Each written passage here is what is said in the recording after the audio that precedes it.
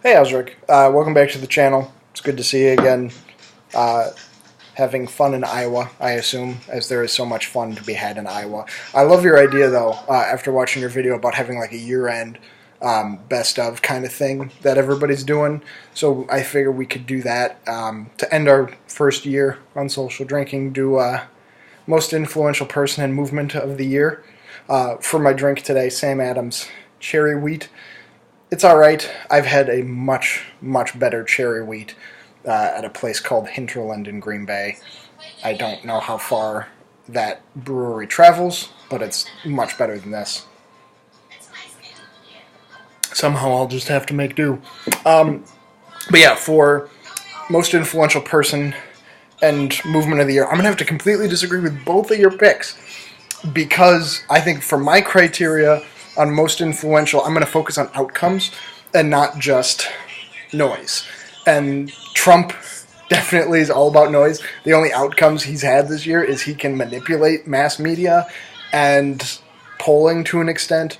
But this is before he's had any votes. He's won any primaries. Most of the things he says he wants to do are not possible, given that we have a Constitution and a First Amendment and shit like that. So he hasn't accomplished anything yet in his run for presidency other than, like, hijack the process.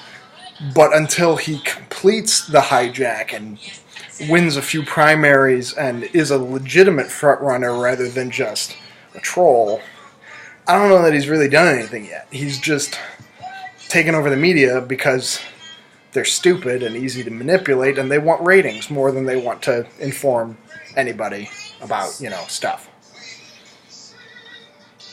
And also, Black Lives Matter, or the citizen media movement, or cell phones, I like those movements, but just like, same thing, like no outcomes, like Freddie Gray recently had that trial, mistrial. Sandra Bullock, or Brown, I don't remember her last name, in Texas, the woman who was arrested and killed herself in prison, no indictments. That guy who shot that kid 16 times in Chicago, he only got charged with first-degree murder because of a Freedom of Information Act request that released a dash cam video, which is old tech, really, at this point. And, I mean, it's really the cover-up that is the issue there. I mean, it's not that any of this isn't important, it's just that there haven't been any real positive results of the movement of Black Lives Matter, or even, to an extent, the citizen cell phone taping of police brutality or anything else. They haven't accomplished very much with it as of yet. And maybe they will, but they could also turn into Occupy Wall Street. Remember that was a thing? What did they do? Change the way we talk about one specific issue that we don't really talk about. That's about it. So, they haven't really accomplished a whole lot. Like with the thing in Chicago with that kid getting killed, Rahm Emanuel probably isn't going to even be forced out of office before his term's out. I mean, they got a police commissioner out, but that's just damage control for Rahm at this point. So, I mean, I don't see a lot of outcomes. I don't see a lot of influence. There's a lot of noise, and there should be, but I'm afraid that they're just going to kind of die back. I see what you're doing. My daughter's climbing on stuff. Hold on. Get down. Sorry. So, for my actual nominations for influential person, I'm going to go with Barack Obama. He's had a fantastic year of outcomes. I don't think it could be argued. We got diplomatic deal with Iran that prevents or avoids a possible war. We could still go to war, but, hey, we tried diplomacy first, and then war is better than, fuck you, war. So that's good. There's a climate deal in Paris. That isn't very strong, but it's better than nothing. And it was engineered so that Republicans in the American Congress can't stop it, which is clever and boss. So that's a good step, as much as anybody's really going to do. What else has he done? Normalized relationships with Cuba, brought Russia away from the brink in Crimea.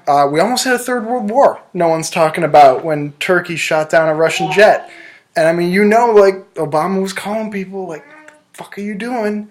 calm down, because if Russia retaliates and shoots something at Turkey, NATO has to respond, because Turkey's in NATO. So, like, that would have been shit. Holy shit, that would have been bad. And just nothing happened. And you know he was involved in there somewhere. Because, of course, I mean, if not just talking to NATO, then he might have been calling Putin as well, because after that, we started having Putin kind of figure out something to do in Syria that wasn't just nothing. What else did Obama get done this year? Gay marriage survived. Affordable Care Act survived. Obama's had a great year. For the start of his last lame duck year as a president, he's legacy building, and he's had a string of victories politically. That's not to say that there haven't been setbacks, that there aren't things that are problematic that could be done differently. Obviously, no one's perfect. No presidency's perfect. No administration's perfect. But damn, I mean, he's got a good list. Much better than Trump. So I'd give it to Obama. For movement, I thought about this a lot too, because I wanted to think about a movement that has gotten results. And I think the only one, and it makes me sad, but the only one that's gotten any results is the pro-gun NRA, pro-gun manufacturer lobby. They have gotten a lot of results this year, making sure that literally nothing was done about any of the mass shootings in America. Whatever you think, like universal background checks. Most people support it. Not going to happen. There's one thing I think that should be done, which is that when you do the 3-day waiting period to buy a gun, at the end of those 3 days, if they don't have your paperwork back from, whatever county in bumfuck Missouri or wherever the fuck you live, if they don't have a yes or a no, they're waiting on paperwork, the default is, here's your gun. And there's like 2,000 to 3,000 guns every year that are issued to people who should not have been given guns, but they just couldn't get the paperwork filed in a timely fashion, so they did. That's the way it is now. So for a great example of why this is a terrible idea, man goes to court and gets a restraining order put on him with his ex-wife, who he's been fighting with. That same day, he goes out and applies to get a gun, and depending on where he lives, there probably will be enough of a delay in the filing process at the courthouse that he'll still get it. What could possibly go wrong? So I think what we should do is just say, at the end of 3 days, if they don't have yes or no answers come back yet, you should keep waiting until you get that answer. And then you just go with that. If it's yes, you still get it, of course. If it takes 4 days, 5 days, sorry, bro, but you still get it. Like, no one's being denied anything. You're just waiting for an answer instead of saying, fuck it, here's your gun. So that would be, I think, a simple thing anybody should be able to support. Make the 3-day waiting period a guideline and go from there. Not going to happen because NRA and the pro-gun manufacturing lobby. It's not even the pro-gun lobby. It's not people who like guns. It's people who want to sell guns. Those are the people who have a movement who are winning results this year like nobody's business. So those are my two. I think Obama and the pro-gun lobby. So yeah, I'll keep it pretty short.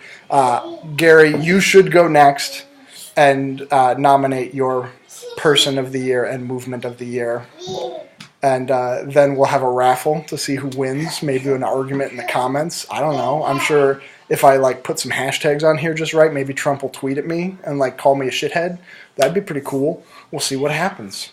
All right. See you guys.